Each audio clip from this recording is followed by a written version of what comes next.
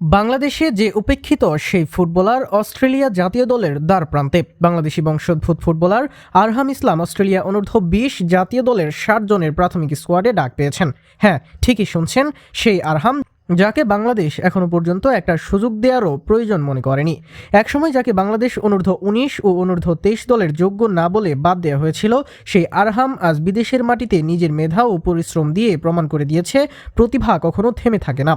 অস্ট্রেলিয়ার এই preliminary squad থেকেই বাছাই করা হবে মূল দল। সেই তালিকায় আছে ম্যানচেস্টার ইউনাইটেড সহ ইউরোপ ও অস্ট্রেলিয়ার বড় বড় ক্লাবের তরুণ তারকারা। আরহাম ইসলামও তাদেরই একজন।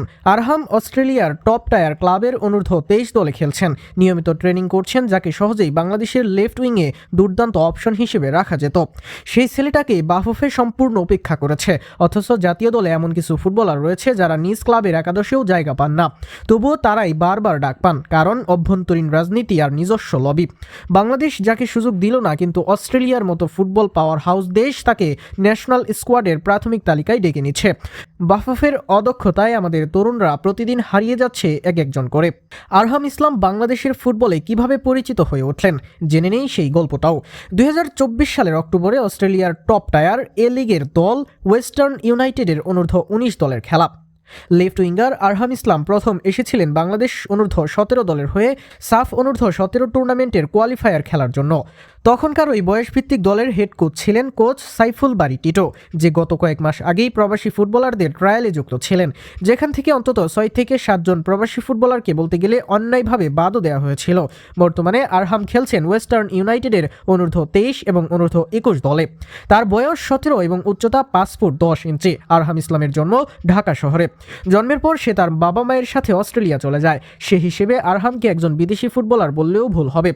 তবুও সে দেশে আসার পর কৌশলে মিডিয়া, কোচিং স্টাফ ও খেলোয়াড়দের দিয়ে প্রত্যেকটা ইন্টারভিউতে তাকে বিদেশি খেলোয়াড় বলে সম্বোধন করা হয়েছে। মূল কোয়ালিফাইং ম্যাচেও দেখতে পাওয়া গিয়েছে কোচ টিটু তাকে তেমন সুযোগও দেননি মাঠে নামার জন্য। পরবর্তীতে সমর্থকদের চাপে তাকে সুযোগ দেওয়া হলেও খেলানো হলো ভিন্ন পজিশনে। সেখানে তাকে দলে 11 জন বল পায়ে কোনো সমর্থনই জোগাননি। কোয়ালিফায়ার ম্যাচ খেলার পর আরহাম অস্ট্রেলিয়াতে গেলে আর ফিরে আসেনি। এই বছর অনূর্ধ্ব-19 এবং অনূর্ধ্ব-23 বয়স ভিত্তিক দলে খেলার কথা ছিল। অনূর্ধ্ব-19 দলে তাকে ডাকা হয়নি তার পড়াশোনার কারণ দেখিয়ে। এরপর গত 1 থেকে 2 মাস আগে আরহাম তার নিজস্ব সোশ্যাল মিডিয়া অ্যাকাউন্টে এক ভিডিও আপলোড দিয়ে বলেছিলেন তিনি অনূর্ধ্ব-23 দলের ক্যাম্পে যোগ দিচ্ছেন। ওই দলেও পরবর্তীতে তাকে দেখা যায়নি কোনো এক অজানা কারণে। বাংলাদেশের ফুটবল মহলে যারা বসে আছেন কিংবা বাইরে থেকে যারা মদত যোগাচ্ছেন, তাদের মধ্যে অনেকেই প্রবাসী বংশোদ্ভূত ফুটবলার দেশের ফুটবলে যোগ দেওয়ার প্রসঙ্গে চরম বিরোধী। জাতীয় দলের সাবেক গোলরক্ষক ও অধিনায়ক আমিনুল হক সম্প্রতি প্রবাসী বাংলাদেশি বংশোদ্ভূত ফুটবলারদের জাতীয় দলে অন্তর্ভুক্তির বিষয়ে বিদ্বেষ প্রকাশ করেন, যা ফুটবল অঙ্গনে তীব্র বিতর্কের জন্ম দিয়েছে। তার বক্তব্য অনুযায়ী পাইপলাইনে প্রবাসী ফুটবলারদের সংখ্যা বাড়ানো উচিত নয় এবং শুধুমাত্র তাদের উপর নির্ভর করে বাংলাদেশের ফুটবলে দীর্ঘমেয়াদী উন্নতি সম্ভব নয়। আমিনুল হক বলেছেন যে এই ধরনের অন্তর্ভুক্তি কেবল সাময়িক সমস্যার সমাধান করবে এবং ফুটবলের স্থায়ী উন্নয়নের জন্য তৃণমূল পর্যায়ে মনোযোগ দেওয়া জরুরি।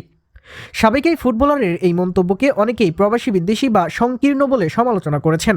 অনেকেই মনে করছেন প্রবাসী ফুটবলারদের জাতীয় দলে না নেওয়ার পক্ষে অবস্থান নেওয়াটা বিশ্বায়নের যুগে আধুনিক ফুটবলের ধারণার পরিপন্থী।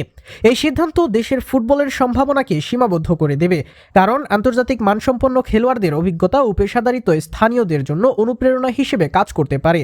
আর আরহাম ইসলামের মতো প্রবাসী বংশোদ্ভূত প্রতিভাদের এভাবে অবহেলিত, উপেক্ষিত করে ছুঁড়ে ফেলে দেয়া বাংলাদেশ ফুটবল ফেডারেশনের বয়স ভিত্তিক দলগুলোতে যারা কোচ ও কর্মকর্তার আসনে বসে আছেন, সেখানে কি সিন্ডিকেট নেই? প্রশ্ন থেকেই যায়। বাংলাদেশ ফুটবল যেন প্রতিভা গলা চেপে হত্যা করার স্পষ্ট উদাহরণ।